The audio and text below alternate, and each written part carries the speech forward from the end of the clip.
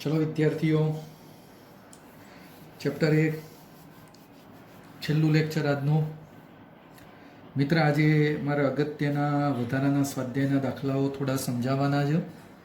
ગઈકાલે મેં 29 દાખલા સુધી ભણાવી દીધું હતું મિત્રો. ચલો ભાઈ, આજે બાકીના દાખલાઓ પૂરા કરી દઈએ. થોડા સમજવા જેવા દાખલા છે. ચલો મિત્રો, દાખલા નંબર 30. 30ની રકમમાં તમને એવું કીધેલું છે કે ગાઉસના નિયમ વિના, ગાઉસના નિયમનો ઉપયોગ કરવાનો નથી અને લેમડા રેખીય ઘનતા ધરાવતો એક લાંબો તાર, લેમડા રેખીય ઘનતા હોય એવો એક લાંબો તાર અને એના વડે મળતું વિદ્યુત ક્ષેત્ર. એના વડે મિત્ર મારે શું શોધવાનું છે? વિદ્યુત ક્ષેત્ર. ચલો ભાઈ, આકૃતિ ધ્યાનથી જોઈ લો કે ભાઈ આવી રીતનો એક લાંબો તાર, જો ભાઈ અનંત લંબાઈનો હું કહી દઉં, બંને બાજુ ડેશ ડેશ છે અને એની રેખીય ઘનતા કેટલી કહી દીધી? લેમડા કહી દીધી. મારે શોધવાનું શું કીધેલું છે કે ભાઈ આ તારથી ધારો કે આર અંતરે, આ માની લો આટલા આર અંતરે આ પી બિંદુએ વિદ્યુત ક્ષેત્ર શોધવાનું છે. એનું સૂત્ર શોધવાનું છે. પી બિંદુ પાસે વિદ્યુત ક્ષેત્રનું સૂત્ર શું બનશે મારે શોધવાનું છે. ભાઈ ધ્યાનથી સમજ મિત્ર. શોધવા માટે હું શું કરી દઉં છું? ચલો આ 0 બિંદુ કહી દઉં અને એનાથી હું કહી દઉં છું કે ભાઈ એક્સ અંતરે એક અહીંયા નાનકડો આ ખંડ ધ્યાનમાં લીધો. કેટલી લંબાઈનો? ડીએક્સ લંબાઈ. જો બકા આકૃતિમાં સ્પષ્ટ દેખાય છે કે એક ડીએક્સ લંબાઈનો ખંડ છે. કેટલા અંતરે? એક્સ અંતરે. તો ચલો સૌથી પહેલા હું એમ લખી દઉં બકા એક્સ અંતરે કેટલી લંબાઈનો? તો ડીએક્સ લંબાઈનો શું આપી દીધો મિત્ર? એક ખંડ, સૂક્ષ્મ ખંડ આપી દીધો. હા, કોઈ કહેશે સાહેબ આ સૂક્ષ્મ ખંડ ઉપર વિદ્યુત ભાર કેટલો વિદ્યુત ભાર બને? તો યાદ કરો બકા, lambda is equal to dq upon dx. આટલી લંબાઈ કેટલી છે? ડીએક્સ. કારણ કે લેમડાનું સૂત્ર આપણે ઓલરેડી બનાવી દીધું હતું, ક્યુ બાય એલ.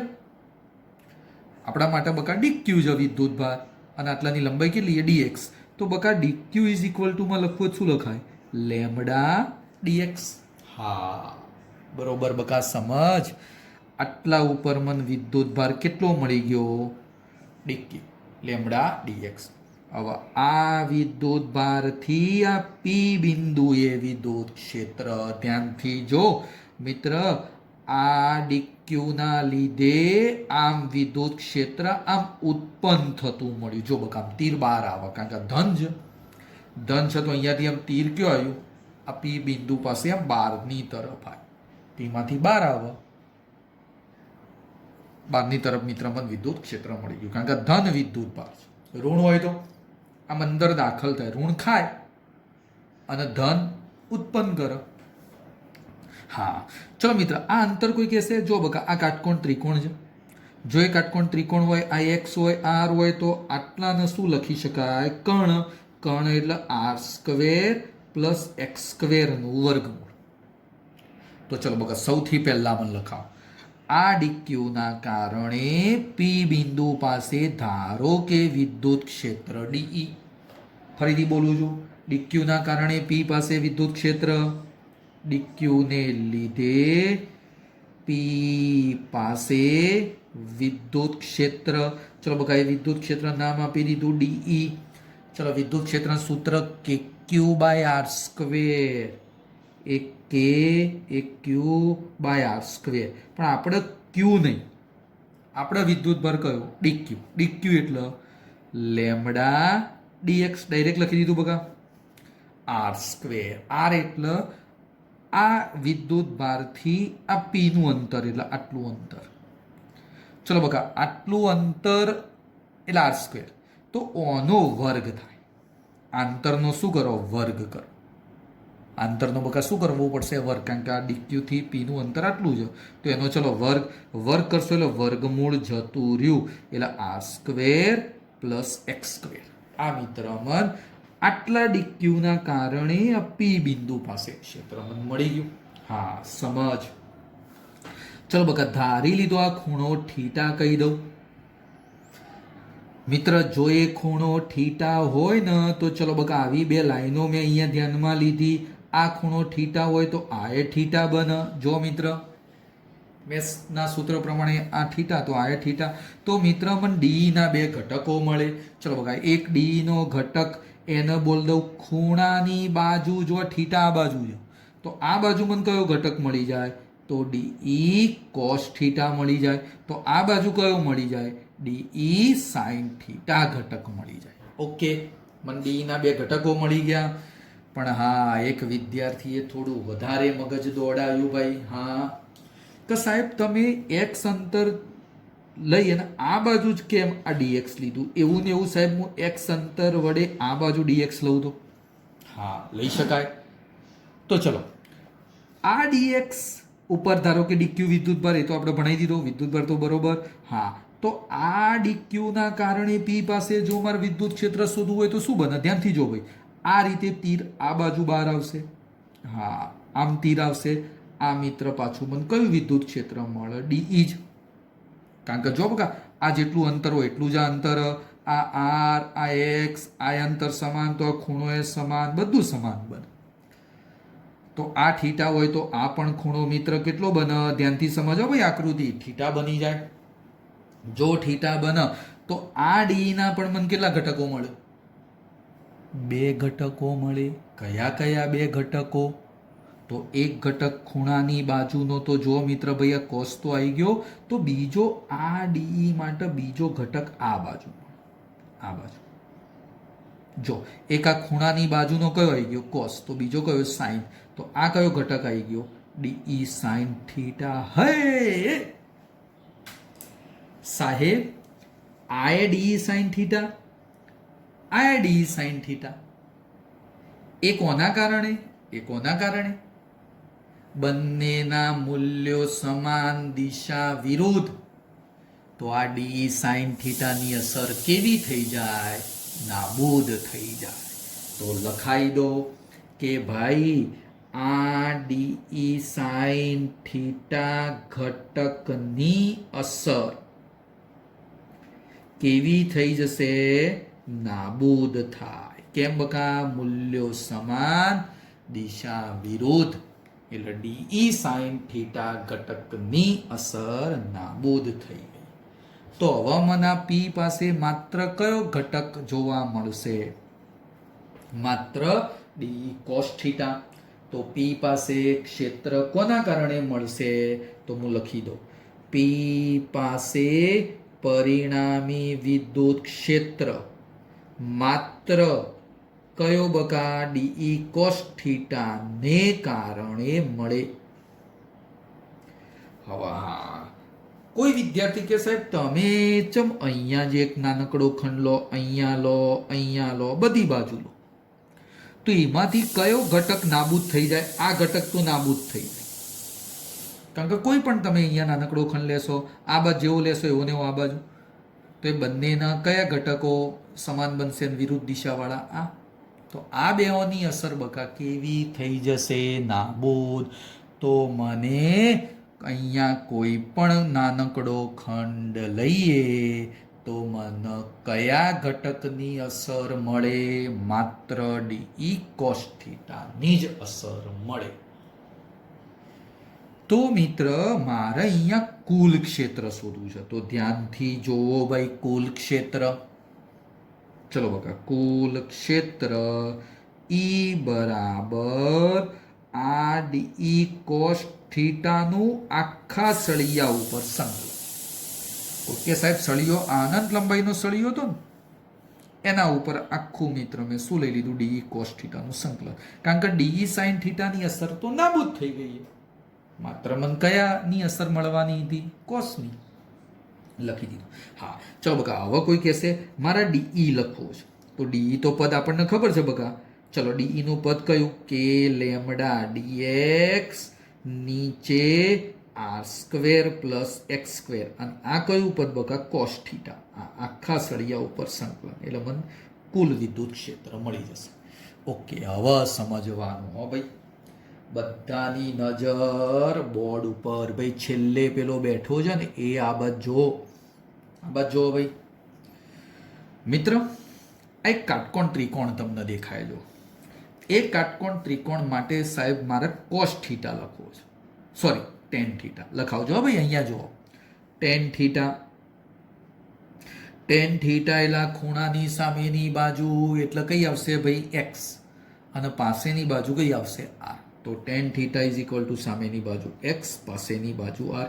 ચલો એક્સ ને કરતા બનાવીએ તો આર ટેન થીટા થઈ જાય. હા સાહેબ આર આ બાજુ આવી ગયો ભાઈ, મેન વસ્તુ.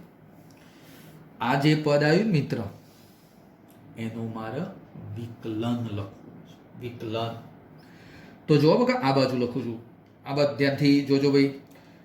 એક્સ નું વિકલન એટલે ડીએક્સ, એક્સ નું વિકલન એટલે ડીએક્સ. આર તો અચળ રહેવાનો, અહીંયા આર નહીં બદલાતો, આર અચળ. અને ટેન નું વિકલન સેક સ્ક્વેર થીટા. આ ટેન નું વિકલન બકા કેટલું થયું સેક સ્ક્વેર થીટા.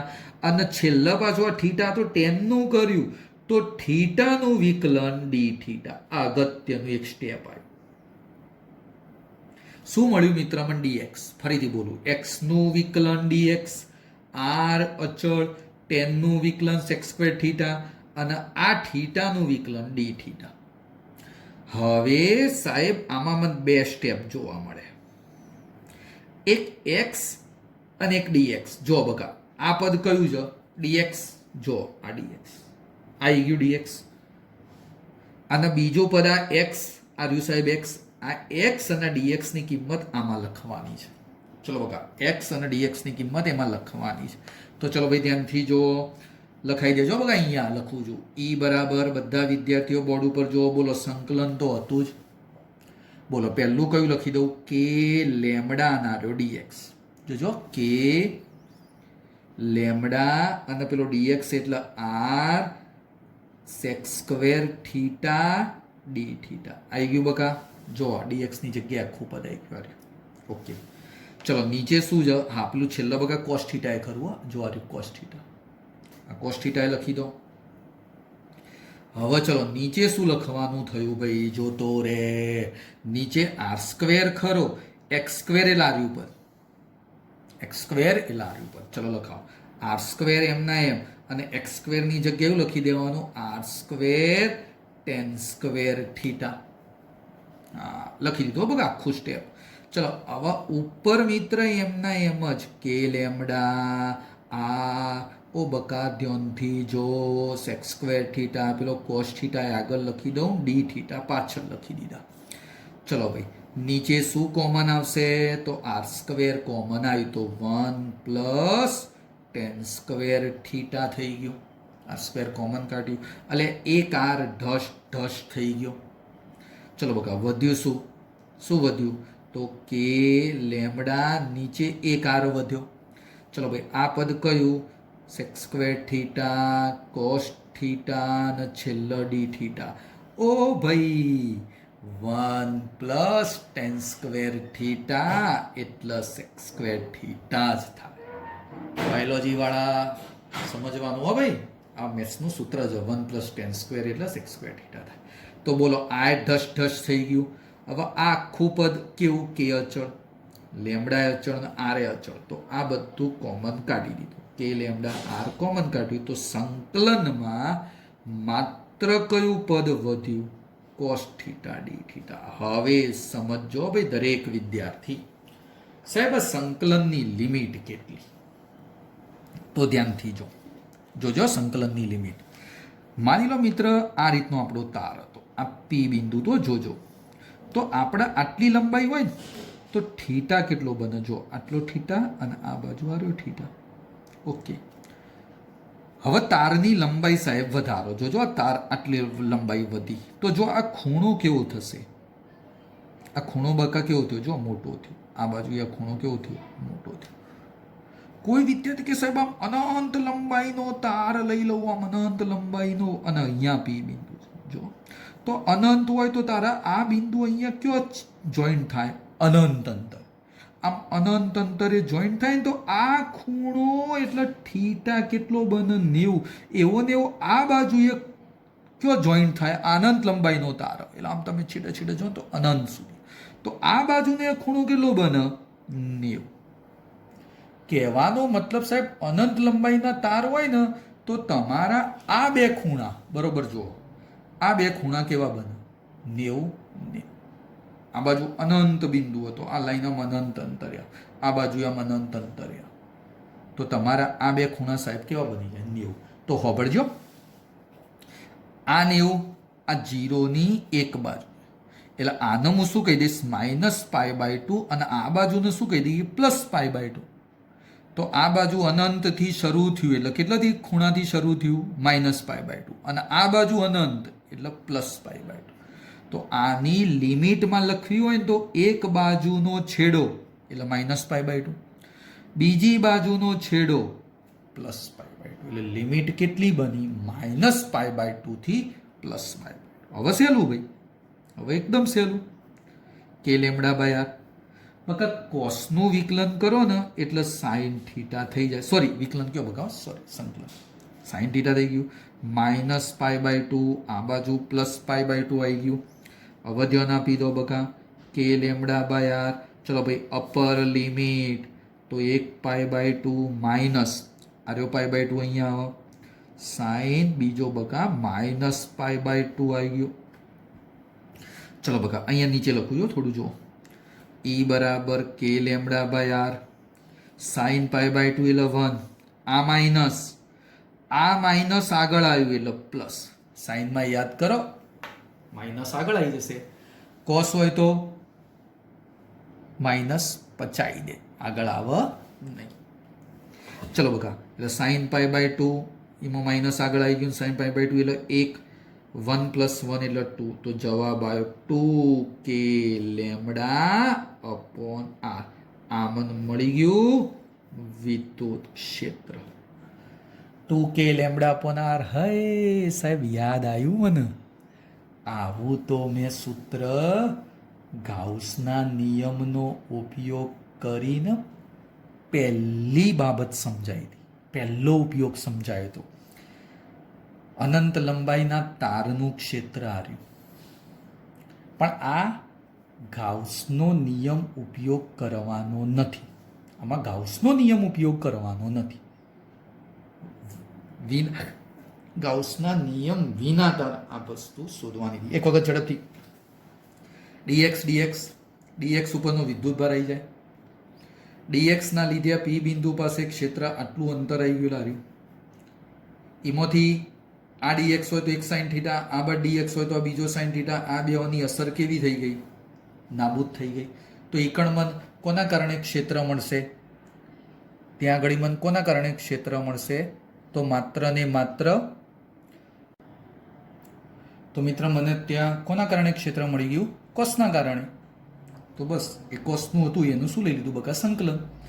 સંકલન લઈ અને આખી સાદુરૂપની મેં ચર્ચા કરી દીધેલી. આખે બકા સાદુરૂપની મેં ચર્ચા કરી દીધેલી છે. મુદ્દો સમજવા જેવો. ચલો બકા, એના પછી દાખલા નંબર આયા 31મો. હા જો બોર્ડ ઉપર. ચલો બકા, હા એક શબ્દ સૌથી અગત્યનો બને છે ક્વાર્ટઝ. એવું કહેવામાં આવ્યું છે કે ભાઈ પ્રોટોન ન્યુટ્રોન છે ને ક્વાર્ટઝના બનેલા છે. પ્રોટોન ન્યુટ્રોન કેવો હોય તો પેલું ન્યુક્લિયસ, માની લો આ પરમાણુ અને એમાં ન્યુક્લિયસ. આ ન્યુક્લિયસની અંદર શું હોય? Proton neutron. તો એ પ્રોટોન ન્યુટ્રોન ક્વાર્ટઝના બનેલા છે. અને એમાંય આપણને એવું કીધું હોય કે એક પ્રોટોન અને એક ન્યુટ્રોન 3 ક્વાર્ટઝના બનેલા છે. ક્વાર્ટઝ તો ખરો, પણ એક પ્રોટોનમાં કેટલા હોય? 3. એક ન્યુટ્રોનમાં એ સાહેબ 3 જ ક્વાર્ટઝ હોય. તો ક્વાર્ટઝના પ્રકાર મિત્ર તમને 2 આપેલા છે. ટોટલ બકા 6 પ્રકાર છે, પણ આપણે આ 2 પ્રકારની ચર્ચા અત્યારે કરવાની છે. એક અપ ક્વાર્ટઝ, અને અપ ક્વાર્ટઝનું મૂલ્ય +2/3 E. ખાસ યાદ રાખો, અપ ક્વાર્ટઝ 2/3 E. અને એક બીજો આવે ડાઉન ક્વાર્ટઝ -1/3 E. જોજો બકા, હું અપને ખાલી આમ યુ લખી દઉં, આ અપનો યુ. તો અપનું મૂલ્ય કેટલું? 2/3 E. અપ ને એટલે અમુક વખતે બકા અપ એટલે આમ તીર ઉપર એ દર્શાવાય. અને બીજો કયો ક્વાર્ટઝ? ડાઉન એટલે ડી લખવાનું, -1/3 E. અને ડાઉનનું ચિહ્ન લખવું તો નીચે માઇનસ ત્યાં કરી દેવું.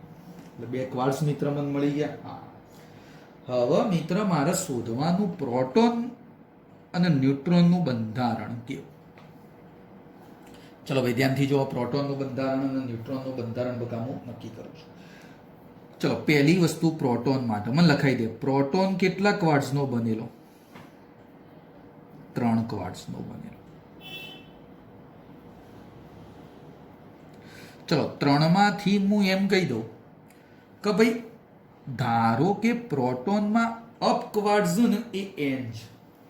ધારો કે પ્રોટોનમાં n અપ ક્વાર્ટ્ઝ. ધારો કે ભાઈ પ્રોટોનમાં n અપ ક્વાર્ટ્ઝ. અપ ક્વાર્ટ્ઝ એટલે બકા મેં ખાલી એકલો u લખાઈ દીધો. તો કોઈ કહેશે આ જ પ્રોટોનમાં ડાઉન ક્વાર્ટ્ઝ કેટલા હોય? ટોટલ કેટલા છે ભાઈ? ટોટલ કેટલા છે? 3. ટોટલ ક્વાર્ટ્ઝ 3. ઈમાંથી અપ કેટલા આવી ગયા? n. ફરીથી બોલ. ટોટલ પ્રોટોનમાં કેટલા ક્વાર્ટ્ઝ? 3. માની લો પ્રોટોનમાં 3 ક્વાર્ટ્ઝ અને એમાંથી n તો મિત્ર મેં કહી દીધા. n કયા કીધા? અપ ક્વાર્ટ્ઝ. ટોટલ ક્વાર્ટ્ઝ 3, એમાંથી n કયા? અપ ક્વાર્ટ્ઝ. તો ડાઉન કેટલા હોય? 3માંથી n જતા રહ્યા તો કેટલા બને? 3 માઇનસ n. તો હું લખી દઉં પ્રોટોનમાં 3 માઇનસ n કયા ક્વાર્ટ્ઝ કહેવાય? ડાઉન. 3 અપ અને 3 n અપ અને 3 માઇનસ n ડાઉન ક્વાર્ટ્ઝ. એટલે ટોટલ જો આ બેનો સરવાળો કરો એટલે ટોટલ કેટલા આવી જશે? 3 આવી જશે. કે હા મિત્ર અમે ક્વાર્ટ્ઝ લખી દીધા ભાઈ. પ્રોટોનમાં અપ ક્વાર્ટ્ઝ n છે અને ડાઉન ક્વાર્ટ્ઝ 3 માઇનસ n છે. ચલો ભાઈ ધ્યાનથી જોજો ભાઈ. મત પ્રોટોનનો વિદ્યુત ભાર લખો. પ્રોટોનનો વીજભાર. તો ભાઈ પ્રોટોનમાં અપે આયન ડાઉન આયન તો હું લખું છું અપનો વિદ્યુત ભાર પ્લસ બીજો કોનો લખવાનો? ડાઉનનો વીજભાર. અપનો વિદ્યુત ભાર બોલો, વીજભાર બોલો. અપનો અને ડાઉનનો વિદ્યુત ભાર લખી દો. ચલો પ્રોટોનનો વિદ્યુત ભાર એટલે બધા વિદ્યાર્થીઓ જાણે છે ભાઈ પ્રોટોનમાં કેટલો વિદ્યુત ભાર હોય? પ્લસ ઈ. હા હવે સમજીએ ભાઈ. પ્રોટોનમાં કેટલો વિદ્યુત ભાર હોય? પ્લસ ઈ. એમાં અપે છે અને એમાં ડાઉન છે. અપ કેટલા કીધા? n. ડાઉન કેટલા કીધા? 3 માઇનસ n. હવે જો એક અપ ક્વાર્ટ્ઝ હોય, ફરીથી બોલું છું, એક અપ ક્વાર્ટ્ઝ હોય તો વિદ્યુત ભારના આપણે શું બોલીએ છીએ? u. તો આપણે ટોટલ કેટલા અપ ક્વાર્ટ્ઝ આવ્યા? n. તો મારે લખવાનો અપ ક્વાર્ટ્ઝ માટે nu. ચલો બકા એવી રીતે એક ડાઉન ક્વાર્ટ્ઝ હોય તો વિદ્યુત ભાર કયો? d. અરે લખવાનો છે પણ આપણે અત્યારે d. તો આપણે ડાઉન ક્વાર્ટ્ઝની સંખ્યા કેટલી? 3 માઇનસ n. કેટલી બકા? 3 માઇનસ n. તો ચલો બકા n ની જગ્યાએ અહીંયા શું આવશે? 3 માઇનસ n અને ડાઉન ક્વાર્ટ્ઝ. હવે ધ્યાનથી જો. ચલો n તો ખરા. અપનો વિદ્યુત ભાર આવ્યો જો સાહેબ. અપ ક્વાર્ટ્ઝનો વિદ્યુત ભાર આ n સંખ્યા પણ એકનો વિદ્યુત ભાર કેટલો બકા? 2/3 એટલે n 2/3. 3 minus n. ચલો ડાઉનનો વિદ્યુત ભાર -1/3 e થઈ જશે. જો બકા ડાઉનનો. ચલો આનું સાદું રૂપ આ લીધો. જો બકા આનું સાદું રૂપ કઈ રીતે આવશો? બરોબર બધા ધ્યાનથી જોજો. n 2/3e. આ પેલા કૌંસ છોડી દેવા. આ કૌંસ છોડશો ને મિત્ર તો જોજો આ માઇનસ આગળ આવી જશે. 3 આર્યા અને આર્યા કયા બકા? 1/3e. ચલો આ માઇનસ એટલે પ્લસ n હતા અને બીજા કયા? 1/3e. હવે ચલો બકા ધ્યાનથી જુઓ ભાઈ. આને શું લખી દો? n 2/3e. બોલો આ 3 તો જતા રહેશે એટલે માત્ર શું વધ્યા? e.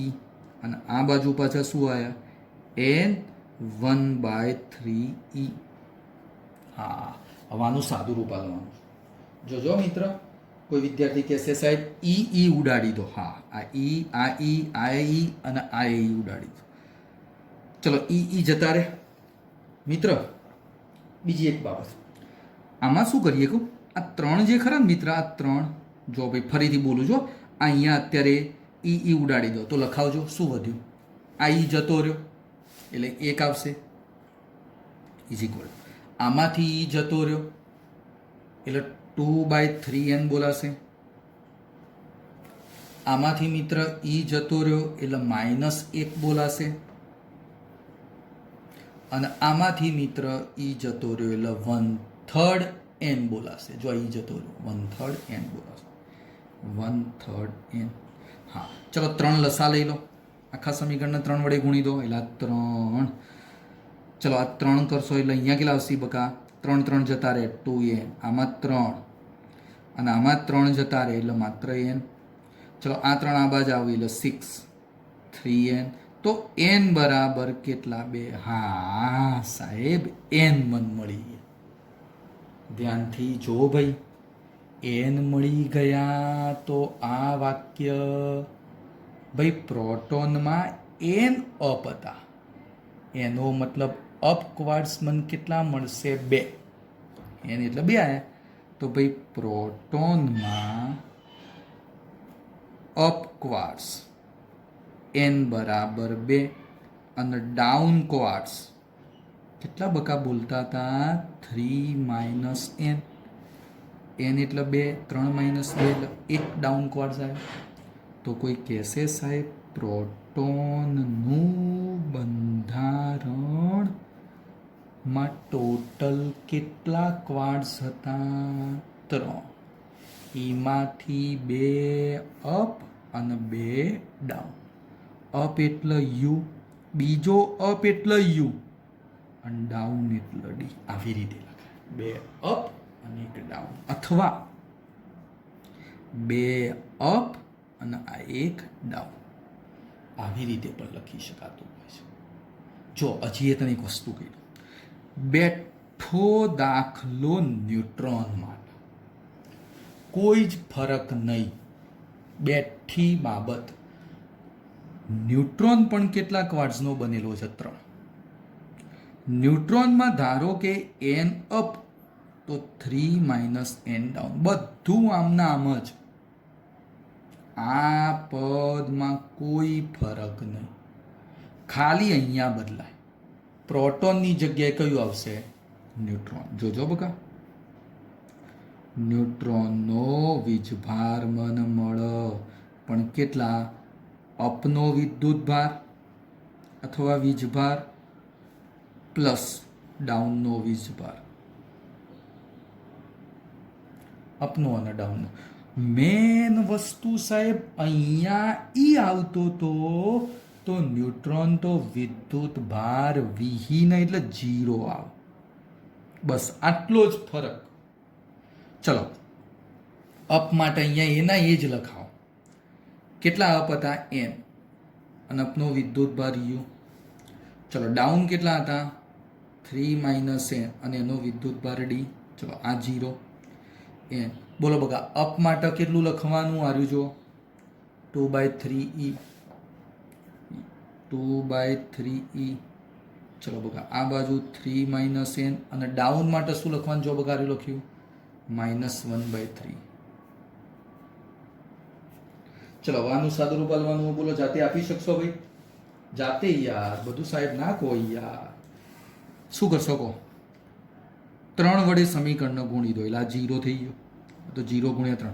આમાં 3 વડે ગુણશો એટલે આ 3 જતા રહેશે. શું વધ્યું?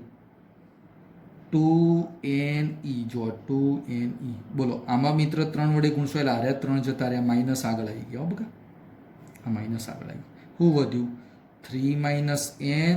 આર્યો માઇનસ આગળ આવી ગયો, 3 તો ઉડાડી દીધા. આ વધ્યો e. ચલો હજી શું કરતો કહો? 0. આ 2ne -3e પ્લસ ne. બોલો બગા હવે આમાં શું કહી શકશો? જોજો ભાઈ, ધ્યાનથી સાંભળજે. આ 2n. હવે ઈ ઉડાડી દઈએ તો જો બધી બાજુથી આ બાજુ તો ઈ છે જ નહીં, એટલે ઈ વડે ભાગી દો. 0 ભાગ્યા ઈ એટલે 0. આ બાજુ ઈ જતો રહે, આ ઈ જતો રહે, આ ઈ જતો રહે. તો હવે મિત્ર વધ્યા કેટલા? આ 3 આ બાદ લઈ દો. આ 2n અને આ n એટલે 3n. તો n બરાબર કેટલા વધ્યા? 1. તો જો હવે મને કહો, ન્યુટ્રોન લખવાનો અહીંયા. તો ન્યુટ્રોનમાં અપ એટલે n. તો n બરાબર કેટલા કહેવાશે? 1. તો ન્યુટ્રોનમાં અપ ક્વાર્ટ્સ n બરાબર 1. તો ડાઉન ક્વાર્ટ્સ કેટલા આવ્યા? ડાઉન એટલે બકા કેટલા લખ્યા હતા? 3 - n. ચલો n 1 તો 3 - 1 એટલે કેટલા થઈ જશે? 2. તો ભાઈ ન્યુટ્રોનમાં ટોટલ 3 ક્વાર્ટ્સ હોય તો એમાંથી અપ 1 ડાઉન 2. ફરીથી અપ 1 ડાઉન 2. તો આવું જ સ્ટેપ મારે ન્યુટ્રોન માટે લખવું છે.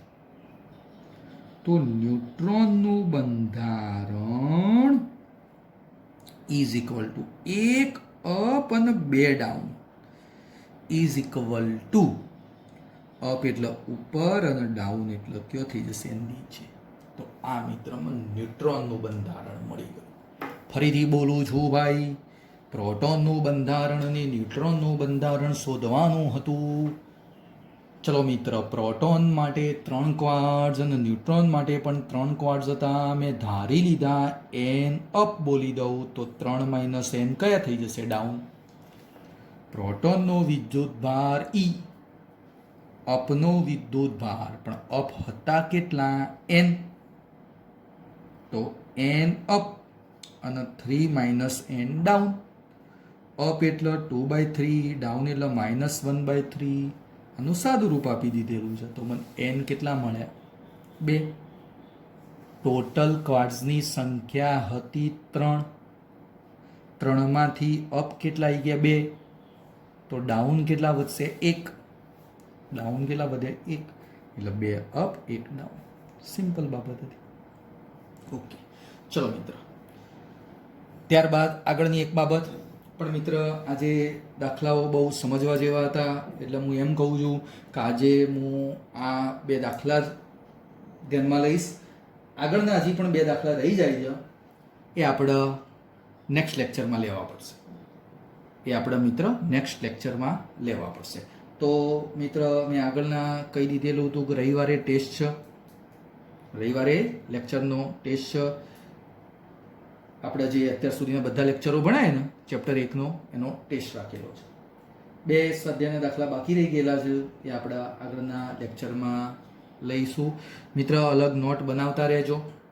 ખાસ બોલું છું, દરેક વિદ્યાર્થી અલગ નોટ, એની અંદર આ દાખલાઓ સમજી અને લખતા રહેજો.